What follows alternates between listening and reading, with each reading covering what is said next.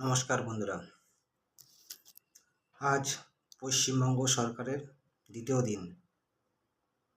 প্রথম দিনে আমরা দেখলাম বিগত 15 বছরের প্রকল্পগুলি কীভাবে আটকে ছিল, সেগুলো ঝুড়ো এনে শুরু করে দিয়েছে এই সরকার।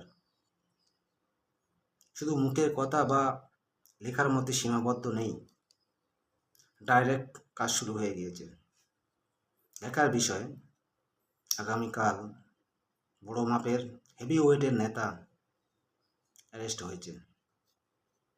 তিনি মন্ত্রী, তার উদ্দেশ্যে আমার মতন সাধারণ মানুষের কিছু না বলাই ভালো।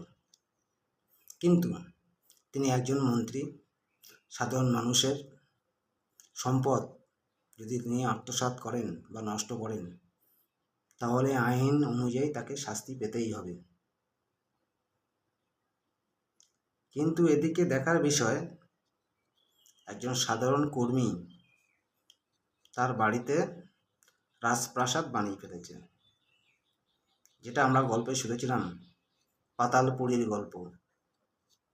সেই কর্মী তার বাড়ির নিচে এক পাতালপুরী বা পাতাল স্বর্গ বানিয়ে ফেলেছেন। ভাবা যায়? চোখে দেখেও বিশ্বাস হয় না। তাই বলবো, এই বড় মন্ত্রীদের সাথে ছোট নেতা, মাঝারি নেতাদের একটু খোঁজ খবর নেওয়া হোক, তারা কেমন আছে। যাই হোক, যেটা হবে ভালোর জন্যই হবে। সবাইকে একটা কথাই বলবো, আপনারা জোট বেঁধে থাকুন, ধৈর্য রাখুন। পিকচার আভি বাকি হে মেরে ইয়ার।